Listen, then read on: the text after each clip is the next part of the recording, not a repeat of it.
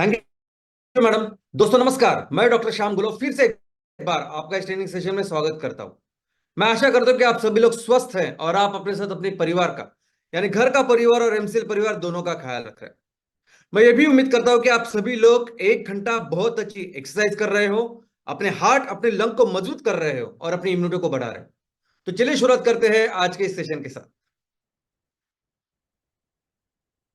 दोस्तों, इस माँ ने, इस प्रकृति ने पिछले 450 करोड़ सालों में इस प्रकार की व्यवस्था बनाई है, इस प्रकार का ढांचा, इस प्रकार की सिस्टम बनाई है कि जितना ज्यादा उसके बारे में पढ़े, जितना ज्यादा उसके बारे में समझ में, तो हमें यह रियलाइज होता है कि हम इस प्रकृति के सामने कुछ भी नहीं है। इस प्रकृति ने इतनी अच्छी, इतनी सुंदर ऐसी व्यवस्था है और उसमें कितना कुछ सीखने के लिए है, कितना कुछ। इन सभी को अगर हम अच्छी तरह से इसकी पढ़ाई करें, इसको अच्छी तरह से सीखें, तो कई सारे ऐसी चीजों का अन्वेषण कर सकते हैं, कई सारे ऐसे टेक्नोलॉजी का निर्माण कर सकते हैं, हमारी लाइफ, हमारी जिंदगी बेहतर कर सकते हैं। एक चीज हर एक चीज से कई कुछ सिखाया जा सकता है। इनफैक्ट ये सब सीखने के बाद, ये सब देखने के बाद ऐसा लगता है कि हम उसके प्रकृति के सामने कुछ भी नहीं है। और ये जो कभी कभी हम सोचते हैं कि हम प्रकृति को कंट्रोल करके, ये तो बहुत गलत ऐसा विचार है। हम सिर्फ इस प्रकृति के सामने एक विद्यार्थी हो सकते हैं, इस प्रकृति के नियमों को, चीजों को समझ सकते हैं और उसके इस ज्ञान को अपनी अच्छाई के लिए, अपनी जिंदगी बेहतर कराने के लिए, दुनिया बेहतर करने के लिए उसका उपयोग कर सकते हैं। अब ये माइक्रोचिप है। माइक्रोचिप क्या होता है? तो माइक्रोचिप एक स्मॉल डिवाइस होता है जो सिलिकॉन या किसी भी सेमीकंडक्टर जैसे कि धातु पे बनाया जाता है। और इसमें एक सर्किट होता है, जो सर्किट उस इलेक्ट्रॉनिक डिवाइस, जिस इलेक्ट्रॉनिक डिवाइस का ये चिप होता है, जहां ये काम करता है, उसको कंट्रोल करता है। दोस्तों, 25-30 साल पहले जो इलेक्ट्रॉनिक डिवाइसेस होते थे वो बहुत बड़े बड़े होते थे। आपको भी पता है कि पहला कंप्यूटर पूरा एक कमरा भर के इतना बड़ा कंप्यूटर था। टीवी बड़े थे, स्पीकर्स बड़े थे, कुछ बड़े थे। लेकिन जैसे ये माइक्रोचिप आया, पहले कैसे था कि उसमें बीच बीच में बहुत बड़ी बड़ी वायर्स थी, कनेक्शन थे, सब कुछ थे। लेकिन इस माइक्रोचिप ने ये पूरा कनेक्शन, ये पूरा सर्किट, ये जो पूरा कंट्रोल है, एक छोटे से चीज पे लाके रखा है। और आज हर एक इलेक्ट्रॉनिक वस्तु चलती है इस माइक्रोचिप की वजह से। आपके मोबाइल में भी वो माइक्रोचिप है, आपके टीवी में है, आपके कंप्यूटर में है, आपके कैमरा में। इनफैक्ट ये माइक्रोचिप आज की तारीख में इलेक्ट्रॉनिक्स में इतना जरूरी हो चुका है कि हमारा हर इलेक्ट्रॉनिक्स इसके ऊपर डिपेंडेंट है। कोरोना में जब कोरोना की उस तबाही के कारण जब चाइना का मार्केट पूरी तरह से बंद हुआ था, चाइना की मैन्युफैक्चरिंग पूरी तरह से बंद हो चुकी थी, और चाइना मेन सप्लायर, मैन्युफैक्चरर है था माइक्रोचिप में। तो उसकी वजह से पूरी दुनिया में कार का प्रोडक्शन रुक गया था, हर तरह की कार का। क्योंकि हर कार में भी होता है ये माइक्रोचिप। इतना जरूरी, इतना इंपॉर्टेंट ये आज की तारीख में माइक्रोचिप है, हर एक वस्तु में है। और दोस्तों, क्या आपको पता है कि दुनिया का आपसे सबसे फास्टेस्ट, सबसे एडवांस ऐसा माइक्रोचिप कौन सा है? तो ये वो माइक्रोचिप है जो आज देख रहे हैं आप, माइक्रोसॉफ्ट ने जो बनाया, जिसको बनाया है। और दोस्तों, क्या आपको पता है कि ये माइक्रोसॉफ्ट, ये जो मोस्ट एडवांस्ड चिप जो है, वो क्यों इतना मोस्ट एडवांस्ड है? क्योंकि ये चिप, ये माइक्रोचिप कोशिश करता है कि वो ह्यूमन ब्रेन जैसे काम करे।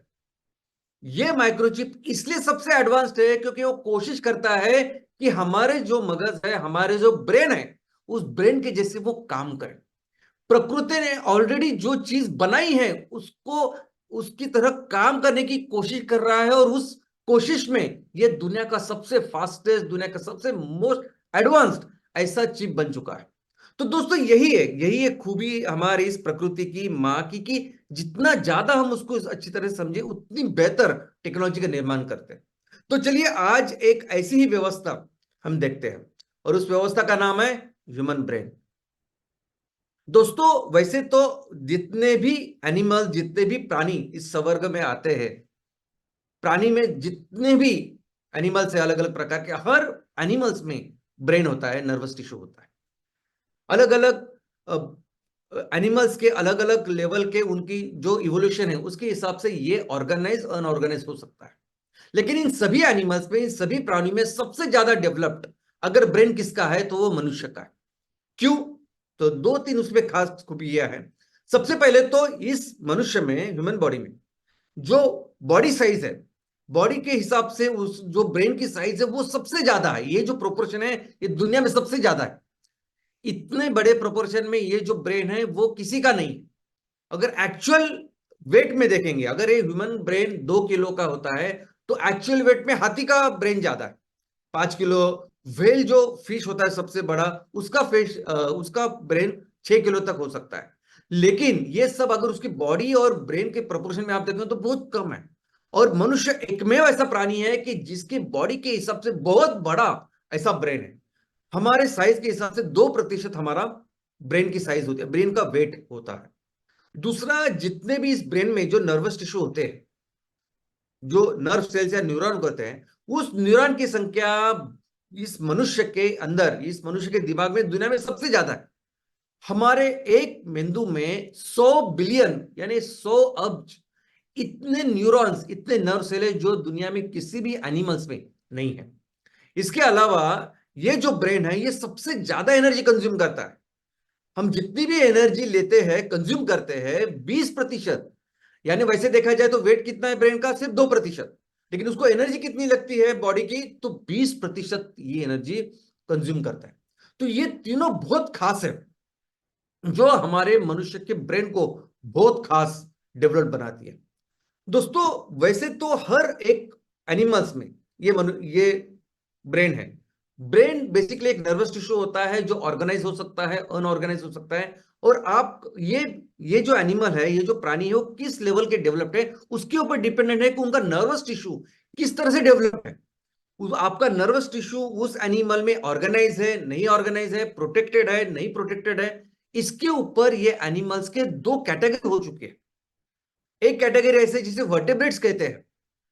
अगर आप स्कूल में पढ़ेंगे तो आपको पता चलेगा कि वो सभी तरह के एनिमल्स, प्राणी जिनको वर्टेब्रास होते हैं उन्हें कहते हैं वर्टेब्रेट्स, और जिनके पास वर्टेब्रा नहीं होता है वो इनवर्टेब्रेट्स। लेकिन ये वर्टेब्रे, जिसे स्पाइनल कॉर्ड में जो पीछे जो हमारे वर्टेब्रेस होते हैं, उसका काम क्या होता है, कारण क्या होता है, तो ये वर्टेब्रे बनाए गई है कुदरत में इसीलिए कि वो इस ब्रेन का, इस नर्वस टिश्यू को संभाले, उसको प्रोटेक्शन दे। तो बेसिकली ऐसे एनिमल्स जो जहां ये नर्वस टिश्यू डेवलप्ड है उसके प्रोटेक्शन में ये सब वर्टेब्रेट्स बने हुए हैं, वो सभी आते हैं वर्टेब्रेट्स कैटेगरी में। और बाकी के सभी एनिमल्स जहां नर्वस टिश्यू इस तरह से प्रॉपरली प्रोटेक्टेड नहीं है वो इनवर्टेब्रेट्स में आते हैं। अब ये नर्वस टिश्यू क्या है? ब्रेन बेसिकली एक पार्ट है नर्वस टिश्यू का। तो हमारे बॉडी से हम समझते हैं, हमारे ह्यूमन बॉडी में, हमारे मनुष्य के शरीर में अलग अलग संस्थाएं हैं जो अलग अलग चीज के लिए वो डेवलप हुई है। जैसे हमारे बदन में होती है श्वसन संस्था, रेस्पिरेटरी सिस्टम, और उसका उसका काम क्या होता है? तो उसका काम होता है कि हमारे हर टिश्यू को लगता है ऑक्सीजन, तो वो ऑक्सीजन लेना और कार्बन डाइऑक्साइड बाहर देना। ये उसके लिए ये सिस्टम बनाई है जो नाक से शुरू होके हमारे फेफड़ों तक पूरी ऑर्गेनाइज, वेल डेवलप्ड ऐसी सिस्टम। उसके बाद एक सिस्टम है जो क्या करते हैं कि इस हवा से जो हम ऑक्सीजन लेते हैं वो ऑक्सीजन हर टिश्यू, हर पेशी तक लेके जाना होता है। तो उसके लिए एक वेल ऑर्गेनाइज्ड सिस्टम, संस्था है हमारे बदन में। और उसके लिए एक बहुत बड़ा सा पंप है जिसे कहते हैं हम हार्ट। और हर जगह लेके जाने वाली होती है अलग अलग वेसल्स।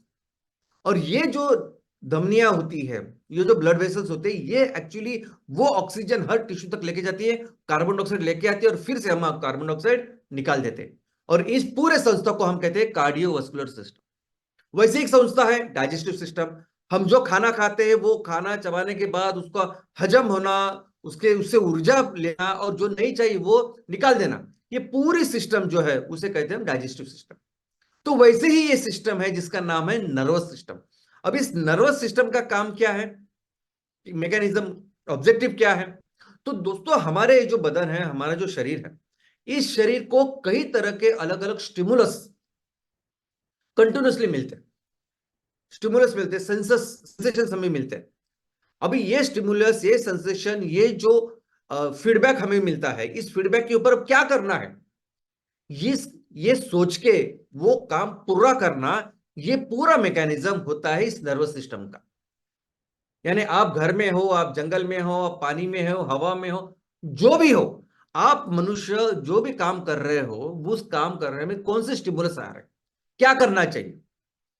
तो ये सोच के, ये स्टिमुलस लेके, ये सोच के फिर बाद में हाथ का कुछ काम करना चाहिए, पैर का काम करना चाहिए, अंदर कुछ करना चाहिए, ये सब कुछ डिसाइड करता है ये नर्वस सिस्टम। ये नर्वस सिस्टम यानी वो संस्था है जो संस्था कंटिन्यूअसली हमारे शरीर में हर वक्त अलग अलग स्टिमुलस प्राप्त करती है, अलग अलग फीडबैक प्राप्त करती है, और वो फीडबैक लेके फिर बाकी सभी चीजें ये कंट्रोल करती है। यानी जो हमें समझ में आता है, जो हमारे हाथ पैर आंखें स्किन ये तो है, लेकिन ऐसे सभी ऑर्गन्स हमारे अंदर है जो हमें पता नहीं, जिसका कंट्रोल हमें समझता नहीं। हार्ट हो, लंग हो, किडनी हो, लिवर हो, हर तरह का ऑर्गन, हर तरह की चीज ये नर्वस सिस्टम कंट्रोल करता है। यहां तक कि हमारी सोच, ये सब कुछ ये नर्वस सिस्टम कंट्रोल करती है। दोस्तों, इस नर्वस सिस्टम के अलग अलग उसके क्लासिफिकेशन है। एक तो वो क्लासिफिकेशन है कि जिसमें ये नर्वस सिस्टम, वो सिस्टम जो हमारे, जो हम समझते हैं ऐसे संवेदन को, ऐसे सेंसेशन को कंट्रोल करते हैं। अभी 5 तरह के सेंसेशन जो हम समझते हैं, जो मनुष्य समझते हैं। सबसे पहले त्वचा, टच, ऊपर से लेके सर से लेके पांव तक हमें पता चलता है अगर कुछ हुआ तो, स्किन की वजह से, वो एक सेंसेशन है। दूसरा हमारी आंखें हैं जिससे हम देखते हैं। तीसरे हमारे कान है। चौथा हमारी नाक है जिससे हम सूख सकते हैं। और पांचवा है हमारी जबान, हमारा टंग। तो ये जो चीजें, ये जो सेंसेशन जो हमें समझते हैं, ये समझने के बाद उसके ऊपर जो काम करने वाली संस्था है उसे कहते हैं सोमैटिक नर्वस सिस्टम। यानी अगर आपका हाथ एक जलती हुई मोमबत्ती पे चला गया है तो इमीडिएटली वो सेंसेशन ऊपर जाता है कि आपका हाथ डेंजर में है, वहां आग है, उससे आपकी त्वचा को नुकसान हो सकता है, इंजरी हो सकती है। इमीडिएटली वो ब्रेन स्पाइनल कॉर्ड में वो सिग्नल वो डाल देते हैं कि नहीं, हाथ को खींचना चाहिए। तो मसल को वो सिग्नल देते हैं और हम इमीडिएटली वो हाथ खींचते हैं। तो ऐसी वो सिस्टम, नर्वस सिस्टम, जिस जहां संवेदन हमको पता होता है और वैसे हम रिएक्ट करते हैं, उसे कहते हैं सोमैटिक नर्वस सिस्टम। और लेकिन ऐसी और एक संस्था है कि जहां संवेदन हमको पता ही नहीं होते, अंदर क्या चल रहा है वगैरह, ऐसे सब चीजों के बारे में हमें पता ही नहीं होता। हमें पता नहीं कि अभी इस वक्त लंग में क्या चल रहा है, हार्ट में क्या चल रहा है, लिवर में क्या चल रहा है, स्प्लीन किडनी में क्या चल रहा है। लेकिन इनको कंपलसरी हर वक्त इनके संवेदन लेने वाली भी एक संस्था है जिसका नाम है ऑटोनॉमिक नर्वस सिस्टम। यानी ऑटोमेटिक जैसे हम कहते हैं वैसे ही शब्द है वो, वही उसकी उत्पत्ति भी उसी से हुई है। तो autonomic nervous system, autonomic nervous system वो चीजें कंट्रोल करती है जो हम समझ नहीं पाते कॉन्शियसली, लेकिन वो हर वक्त चलती है, और जिसमें हर तरह के हमारे जो इंटरनल ऑर्गन्स है वो इसमें आते हैं। इसे कहते हैं ऑटोनॉमिक नर्वस सिस्टम। इसके अलावा और एक classification, sympathetic nervous system, asympathetic nervous system. अभी सिंपैथेटिक नर्वस सिस्टम क्या, ये नर्वस सिस्टम का वो प्रकार है जो हमें संकट से बचाता है। अभी आप समझिए कि अगर किसी संकट में आ गए हम, तो उस संकट में क्या करना चाहिए, उस संकट में, उस संकट से दूर होना चाहिए या उस संकट के ऊपर उससे लड़के उस संकट को मिटाना चाहिए, ये डिसाइड करती है सोमैटिक नर्वस सिस्टम। जैसे आप अगर किसी जंगल में चले गए, जंगल में चले गए और आपने देखा शेर सामने खड़ा है, शेर दूर ऐसा खड़ा, तो शेर को देख के आपके बदन में जो रिएक्शन होती है ना, क्योंकि शेर के देख के आप, हम क्या सोचेंगे कि इमीडिएटली यहां से हमें भागना है। तो क्या होता है, आपके सांसें तेज होती है, आपका हार्ट रेट बढ़ता है, आपके दोनों हाथों पैरों में ज्यादा खून बॉडी पंप करती है कि चलो अभी क्या करना है, अभी जोर से भागना है। तो ये सब जो संस्था करती है, जो पार्ट करती है, उसे कहते हैं सिंपैथेटिक नर्वस सिस्टम। इनफैक्ट ऐसा समझिए कि पहली बार आप बहुत बड़े क्राउड के सामने भाषण देने वाले, सौ से, आई मीन सैकड़ों लोग हैं जो आपको सुनने वाले हैं, और पहली बार जब आप देंगे तो आपको फिर वो डर लगता है, आपका थोड़ी सी पसीना आता है, आपका हार्ट रेट तेज होती है, सांसें फूलती है। ये भी काम कौन करता है, सिंपैथेटिक नर्वस सिस्टम ही करता है। और दूसरा जो होता है वो पैरा सिंपैथेटिक नर्वस सिस्टम, वो क्या करता है, तो वो आपको नॉर्मल करता है। एक बार आई मीन जंगल में आपने देखा कि वो शेर है, आप डर गए वगैरह देखा, लेकिन थोड़ी देर के बाद आपको पता चले कि वो तो शेर नहीं है, वो तो एक बड़ी बिल्ली थी या वो कुछ कुत्ता था। फिर कैसे आप नॉर्मल हो जाएंगे। तो नॉर्मल करने का काम वो पैरासिम्पैथेटिक करती है। आप स्टेज पे गए, आपने बोलना चालू किया, और 5-10 मिनट में आपको समझ में आया कि वो जो विषय है वो आपको बहुत अच्छी तरह से आता है, उसमें आप एकदम एक्सपर्ट हो। सामने वाले भी आपको बहुत अच्छी तरीके से ले रहे, अच्छे प्रतिसाद दे रहे, रिएक्ट कर रहे हैं। तो वो सब देख के आप जैसे नॉर्मल हो जाते हैं, वो नॉर्मल करने का काम ये पैरासिम्पैथेटिक नर्वस सिस्टम करती है। इसके अलावा ये जो पूरा सिस्टम, ये जो पूरी संस्था है जिसे नर्वस सिस्टम हम कहते हैं, ये दो चीजों में बंटती है। एक तो होता है उसका हेडक्वार्टर, जिसे हम कहते हैं सेंट्रल नर्वस सिस्टम।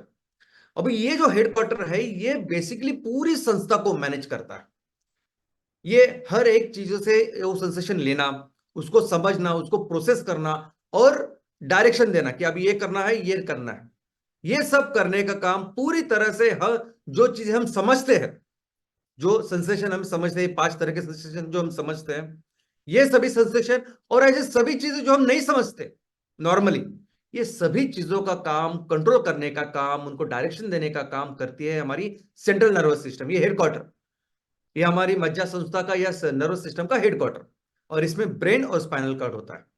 और दूसरा होता है पेरिफेरल नर्वस सिस्टम, यानी ये हेडक्वार्टर छोड़ के बाकी पूरी जो एक एक पूरा नेटवर्क बना हुआ है, पूरी ऐसी संस्था बनाई है जो बनाया है नर्व से, नसों से, बहुत सारी नसेस का एक सिस्टम है।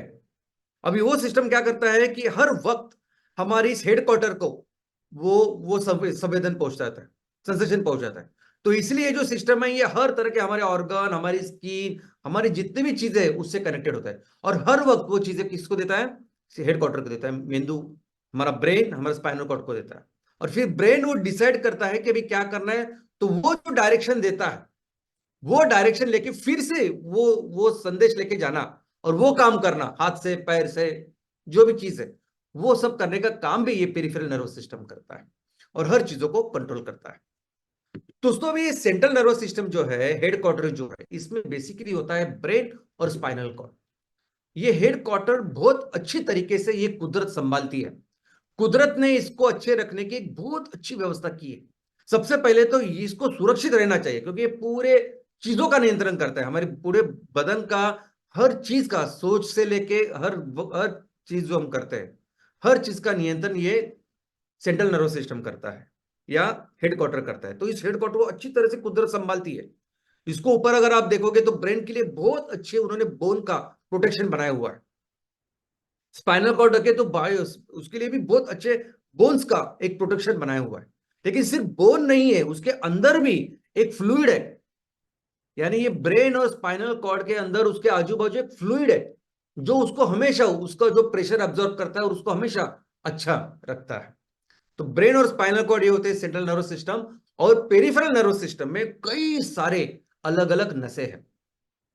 अभी नसें कैसे शुरुआत होती है, कहां से आती है नस, जो अपना नसें बोलते हैं हम, जिसे हम नर्व कहते हैं, तो तो ये कहा कैसे तैयार होती है और कहां से आती है और क्या करती है, तो इसके लिए समझना होगा कि ये जो नर्वस टिश्यू है वो बनता कैसे है।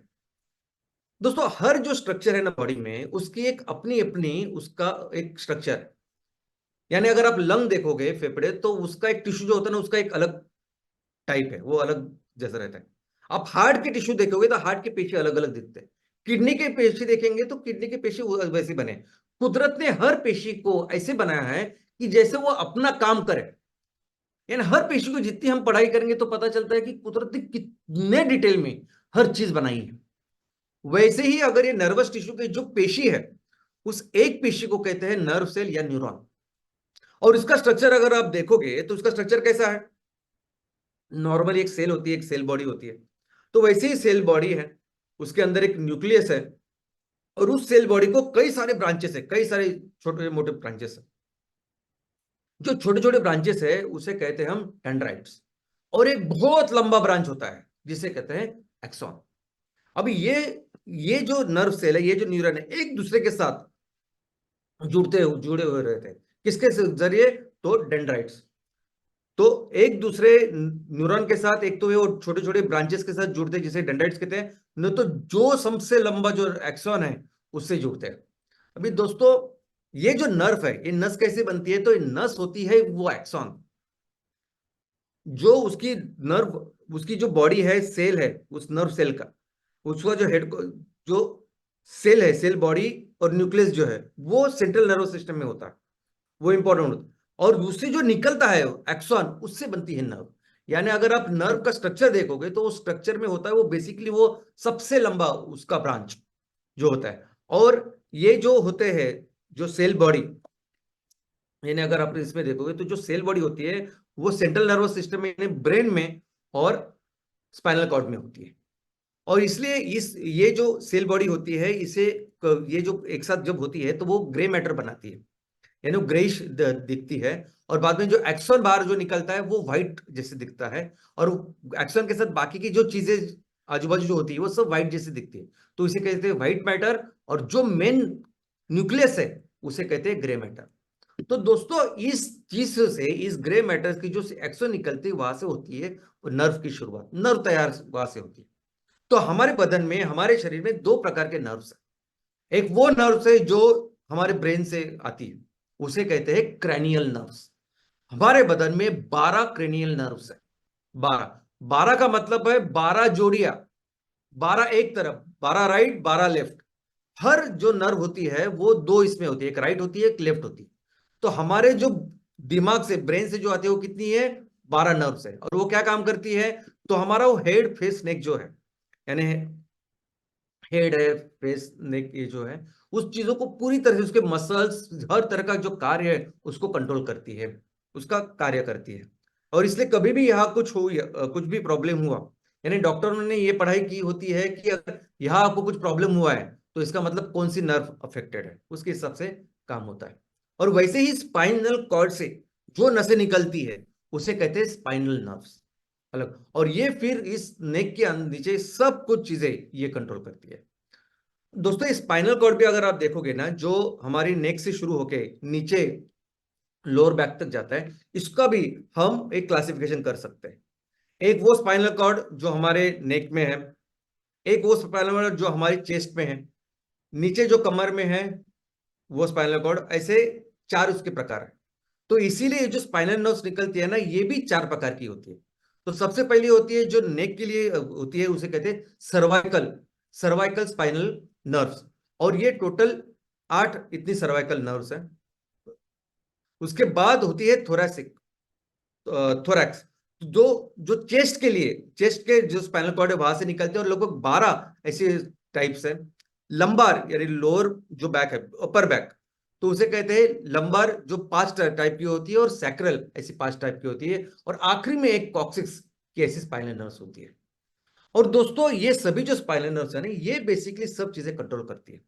ये वो सभी जो इंफॉर्मेशन मेंदू को देती है, मेंदू जो भी डिसीजन लेते हैं वो उसको पहुंचाती है, और सब कुछ चीजें कंट्रोल करती है। लेकिन इसका जो मैकेनिज्म है, जो ट्रांसमिशन का, ये जो इंफॉर्मेशन ट्रांसमिशन का मैकेनिज्म है, ये समझना बहुत जरूरी है। ये सभी जो इंफॉर्मेशन ट्रांसफर होती है ये ऐसे नहीं होती, यानी हर जो न्यूरॉन है एक दूसरे के साथ जैसे वायर के साथ जैसे जुड़ा नहीं होता है। तो बेसिकली ये जो ट्रांसमिशन होता है दो नर्व्स के बीच में, उसके बीच में एक्चुअली गैप होता है, और उस गैप से अंदर ये इंफॉर्मेशन ट्रांसफर होती है। कैसे होता है कि अगर एक नर्व से दूसरे नर्व को अगर इंफॉर्मेशन देना है, तो नीचे जो पार्ट होता है उसमें थोड़ा सा बल्ज होता है। उस बल्ज में छोटे छोटे न्यूरो ट्रांसमीटर होते हैं, यानी एक स्पेशल रासायनिक तत्व होते हैं जो ये इंफॉर्मेशन ट्रांसफर करते हैं, और वो छोटे छोटे वेसिकल्स में होते हैं।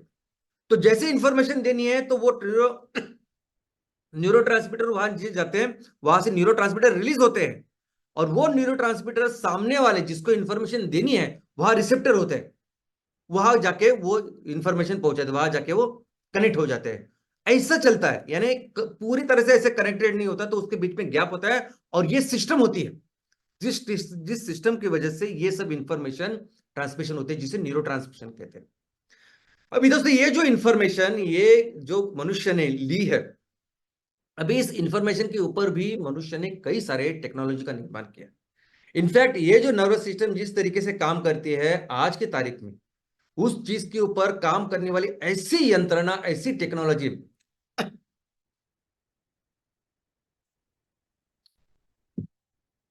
मनुष्य ने निर्माण की है कि जो आज की तारीख में एक नए रेवोल्यूशन की शुरुआत हो सकती है, और उसका नाम है आर्टिफिशियल इंटेलिजेंस। आर्टिफिशियल इंटेलिजेंस यानी क्या, तो इसका मतलब है कि मनुष्य, ये मशीन मनुष्य के ब्रेन जैसे काम करे। मशीन को आप ट्रेन करते हो, मशीन को ट्रेन करते कैसे, कि आप ब्रेन जैसा काम करो। मनुष्य को ट्रेन, मशीन को ट्रेन करते कि आप ब्रेन जैसे काम करो। तो ये चीज आती है तो ऐसे रिएक्ट करो, ये चीजें आती है, स्टिमुलस आता है तो ऐसे रिएक्ट करो। इसे कहते हैं आर्टिफिशियल इंटेलिजेंस। और आज की तारीख में आर्टिफिशियल इंटेलिजेंस इतने सारे सेक्टर्स में काम कर रहे हैं कि आप सोच नहीं सकते। ऐसा कोई भी सेक्टर नहीं है कि जहां आज की तारीख में आर्टिफिशियल इंटेलिजेंस काम नहीं कर रहा। और इसकी वजह से ये आर्टिफिशियल इंटेलिजेंस जो है वो कई सारे अलग अलग उसके क्लासिफिकेशन बन चुके हैं। कौन से रूल्स पे, कौन से नियम के ऊपर आप काम कर रहे हो, क्या मैकेनिज्म है आपका काम करने का, क्या एप्लीकेशन है आपके काम करने का, इसको लेके इस एआई के कई सारे अलग अलग तरह के एप्लीकेशन बन चुके हैं, क्लासिफिकेशन बन चुके हैं। लोग ऑलमोस्ट हर सेक्टर के कंपनियां, लोग अभी इसमें काम कर रहे हैं। लेकिन एक दो चीजें मैं आपको बताना चाहूंगा जो हमारे इस टॉपिक से रिलेटेड है। सबसे पहले तो एक मशीन लर्निंग होती है। अभी आर्टिफिशियल इंटेलिजेंस में क्या होता है कि आप वो मशीन को सिखाते हो कि ये स्टिमुलस आने के बाद आपको ये रिएक्ट करना। तो इसलिए आज मोबाइल में कितने सारी जो चीजें आपको दिखाई देते हैं ना, वो एक सिंपल उस मैकेनिज्म पे चलते हैं जिसे मशीन लर्निंग हम लोग कहते हैं। यानी आपको ये आंखें दिखाई जाए तो आपको ओपन होना है, बंद होना है, जो कुछ है वो मशीन में एक सिंपल लर्निंग होती है। लेकिन अभी नेक्स्ट एक लेवल की एआई है जिसे कहते हैं डीप लर्निंग। अभी मशीन लर्निंग में क्या होता है कि एक सिंगल स्टिमुलस आता है और वो मशीन रिएक्ट करती है, ऐसे उस मशीन को पढ़ाया जाता है। अभी मशीन को क्या पढ़ा रहे हैं ये टेक्नोलॉजी, कि आपको बहुत सारे सिग्नल्स आएंगे, बहुत सारे अलग अलग तरह के सिग्नल्स आएंगे, इन सभी सिग्नल्स के ऊपर आपको प्रोसेसिंग करनी है और फिर आपको आउटपुट करना है। तो डीप लर्निंग का मतलब यह है कि जिस तरह से मेंदू, जिस तरह से हमारा ब्रेन एक ही साथ एक ही वक्त कई सारी चीजों को लेता है, परसेप्शन करता है, उसका सेंसेशंस लेता है और फिर अलग अलग लेवल की उसकी प्रोसेसिंग होती है, वो आउटपुट देता है। वैसे ही आप सीखो, वैसे ही मशीन को सीखना, यही होता है डीप लर्निंग। और इसमें भी अगर आप देखोगे कि इसमें बेसिकली क्या यूज करते हैं वो, तो यूज करते हैं नेटवर्क। हमारा जो जो ब्रेन का सिस्टम है ना, ब्रेन स्पाइनल कॉर्ड, ये ब्रेन का सिस्टम ऐसे होता है कि जो न्यूरॉन सेल है ना, वो कई सारे न्यूरॉन से जुड़ा हुआ होता है। यानी ऐसे लिनियर नहीं होता। एक नर्व सेल होता है, एक न्यूरॉन होता है, वो कई सारे न्यूरॉन के साथ जुड़ा हुआ होता है, अपने उस डेंड्राइट्स के साथ। और इस तरह से अलग अलग लेवल की इंफॉर्मेशन हम प्रोसेस करते हैं और उस तरह से आउटपुट देते हैं। इनफैक्ट अलग अलग ये जो इंफॉर्मेशन हम लेते हैं उसको हम सीख भी सकते हैं, उसका मैं आपको नेक्स्ट टाइम बताऊंगा। और तो वैसे सेम काम करता है, वैसे सेम कोशिश करती है ये ये डीप लर्निंग। अभी जो मेंदू में होता है ना, उसे कहते हैं, इस नर्वस का नेटवर्क होता है जिसे कहते हैं न्यूरल नेटवर्क।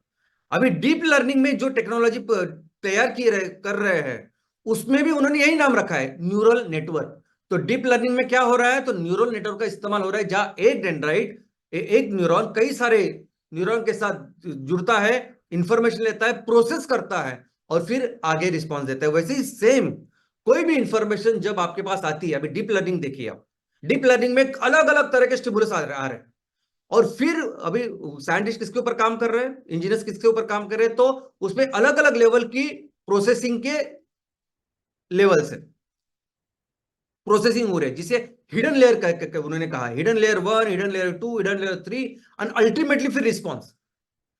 तो आप देख सकते हैं कि यहां उन्होंने देखा है कि फेस में अगर इस तरह का फेस है, यहां आंखें है, यहां कान है, यानी अलग अलग तरह का उन्होंने एक ऐसे एग्जांपल दिया है। लेकिन काफी सारे अलग अलग लेवल के एप्लीकेशन में अभी ये काम हो रहा है।